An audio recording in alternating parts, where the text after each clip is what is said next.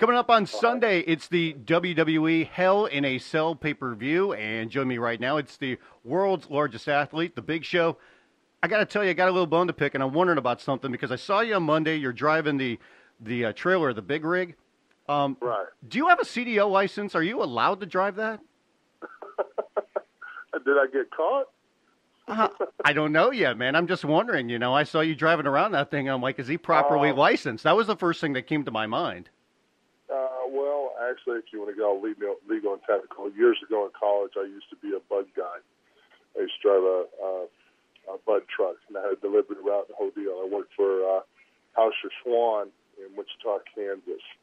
So I'm familiar with driving a 18-wheeler. Do I have a CDL? No. Do I need one on private property? Probably not.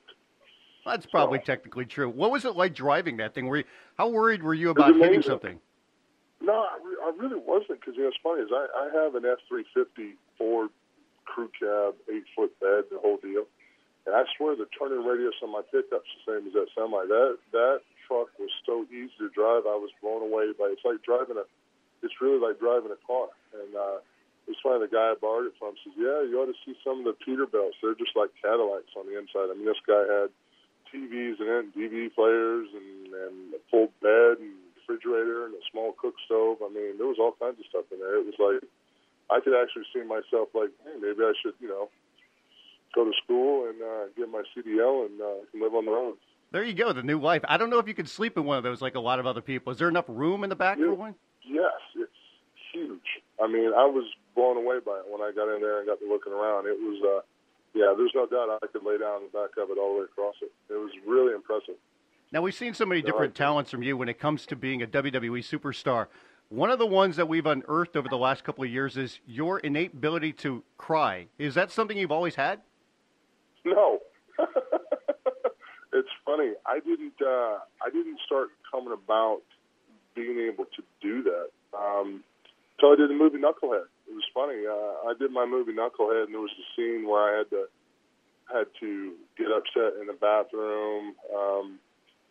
I just screwed a bunch of things up, and I'm looking in the mirror, and the character, it was a real stressful moment, and I was trying to cry, and I didn't know how to. So how the hell do you just cry? I mean, do I, hit my thumb with a hammer or what? I mean, what's, and, one of the other actors gave me some advice. It was like, think about something emotional, think about something that would take you to that feeling and then bleed off that feeling. So, okay, I'm trying to figure out how to do this. And everybody was real quiet and set and real supportive, and then I did the scene, and the director said it was good, just what he wanted. Then I went to my trailer, and then for about 45 minutes in my trailer, I just couldn't stop bawling. And I called my buddy. I was like, dude, what is wrong with me? Did I break something? I'm blowing snot bubbles. I'm crying. I'm hyperventilating. What the hell's wrong with me? He goes, no, that's what actors do when they create a channel to that emotion, then they can tap into it easier anytime. So this is another skill set, like a lot of actors learn for anger, for all the different things to do. The actors that are really good have channels to those different emotions and life experiences. So, for me, the weird thing is I'm a 7-foot, 430-pound, killer monster giant, but to be able to show an emotional side is actually a different dynamic for my character. It makes it a little interesting. So, was I happy about doing it every week? No. It's like, oh, geez, I got to cry again. But I was getting sick of it. But, it worked out, and now we've flipped full circle, and we're rocking and rolling the other way. So it's good. Now, John Cena is going to be making his return at Hell in a Cell as well. It was about 2.5 months ago where he had tricep surgery. What was your initial reaction when you heard he was coming back so quickly? Surprised, but not surprised. I knew John was going to come back early. I just didn't know he was going to come back this early. I've known him for a long time, since day one he walked in the door, and his work ethic and his just the bar that he sets is a lot higher than everyone else's. I mean, we'll fly, 16, 18 hours to Australia, to Middle East, to Abu Dhabi or something like that. I mean, after an 18-hour plane ride, the only thing I want to do really is get something to eat, have a nice shower, and go to bed. John hits right away, changes clothes, goes to the gym right away. No matter how little sleep he's had, he gets to the gym every day. He has that work ethic. His drive and his commitment to things he does with the community and outside things that we do with our company between Susan B. Coleman and Make-A-Wish and Special Olympics and all the things that John does. The guy constantly goes. I think one time somebody told me he was like 77 or 78 days in a row without a day off. Like he did something every single day. Most of us go, that's crazy after, 15, 16 days in a row. We all need to be cooled off and sent home so we keep our mental faculties. But he's just got that drive and that work ethic, so I knew he'd be back. What's it been like for you to be around and see the popularity and the rise of Daniel Bryan from what he's become to? I mean, you see it now, and everybody goes crazy for the guy. Yeah, I think it's fantastic. I got to work with Daniel when he first came in. Did some stuff with him, and he was just very talented in the ring. Really good at being a guy that you could depend on. I think that's the thing about having a long-term career in this business is the dependability factor and relatively injury-free. A lot of guys are great talents, but they're prone to injury. Daniel's not prone to injury, knock on wood. But he's one of those kind of guys, no matter what situation you put him in, he's going to deliver it and deliver it well. And when you get that kind of reputation, the only place you can go is up in the ladder. And that's why it's funny now where they're telling him he's not the face of the company and that whole storyline where a guy like Daniel Bryan is exactly what you want in a locker room leader, in a so to speak, face of the company, because it's a tremendous workload being that face of the company. There's a lot of outside things that you have to do, and you have to have the ability to step up to the plate and really execute on all levels, and that's something that Daniel does very well. So I'm happy for him because he's a very humble, great guy, great sense of humor. It's just amazing. You see he went from that clean cut, Northwestern American kid, to now this looks like he ought to have a grizzly bear following him around like Grizzly Adams with a beard and the hair. It's pretty crazy. Two last things. He has got the simplest catchphrase ever. You say yes, yes. You've never had a catchphrase. Yeah. Why is that? I'm not a catchphrase guy. I'm not a cool T-shirt guy. I'm not a cool saying guy like Stone Cold said so or The Rock says or I've never been that type of guy. I mean, I'm the monster is usually my role.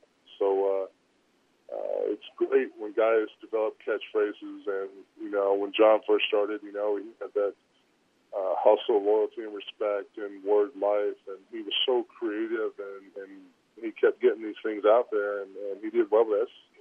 It's never been my thing. I'm pretty vanilla. Last thing. Vanilla gorilla, I guess. Oh, no, don't say that.